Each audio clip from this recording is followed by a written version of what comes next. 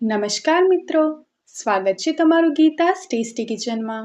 આજે આપણે બનાવશું વ્રત કે ઉપવાસમાં ખાઈ શકાય તેવી એકદમ ટેસ્ટી અને ચટાકેદાર ખાટી મીઠી ખજૂર આમલીની ચટણી। આ ચટણી તમે ફરાળી વડા, પેટીસ કે કોઈ પણ ફરાળી વાનગી સાથે એન્જોય કરી શકો છો। તો ચાલો ફટાફટથી બનાવવાનું શરૂ કરીએ।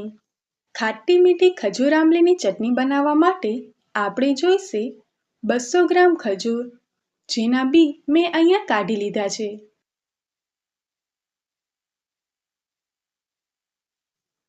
1 મોટી ચમચી આંબલી। હવે તેમાં 1 કપ પાણી ઉમેરીશું। હવે આપણે કુકરનું ઢાંકણ બંધ કરીને ગેસ ચાલુ કરીશું અને 2 થી 3 સીટી થવા દઈશું, જેનાથી ખજૂર એકદમ સોફ્ટ થઈ જાય। આપણું કુકર ઠંડુ થઈ ગયું છે। તમે જોઈ શકો છો કે ખજૂર અને આંબલી સરસ રીતે બફાઈ ગયા છે। હવે આપણે આ મિશ્રણને એક મોટા વાસણમાં કાઢી લઈશું અને તેને સારી રીતે મિક્સ કરી લઈશું।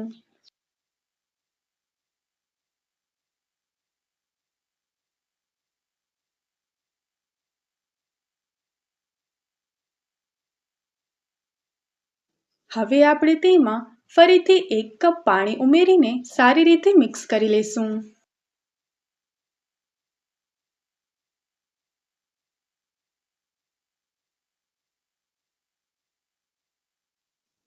હવે એક બાઉલ ઉપર ચાળણી રાખીને આ ચટણીને સરસ રીતે ગાળી લઈશું, જેનાથી વધારાના રેસા નીકળી જાય અને આપણે એકદમ સ્મૂધ ચટણી મળે।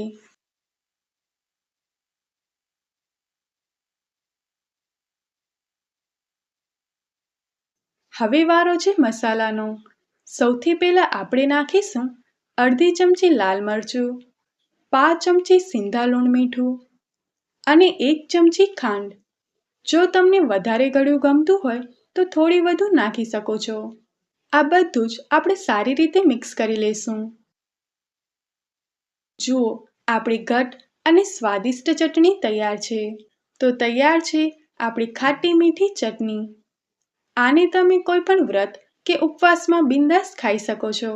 જો તમને આ રેસીપી ગમી હોય તો વિડીયોને લાઈક કરજો, તમારા મિત્રો સાથે શેર કરજો અને આવી જ નવી નવી રેસીપી માટે ગીતાસ ટેસ્ટી કિચનને સબસ્ક્રાઇબ કરવાનું ભૂલશો નહીં।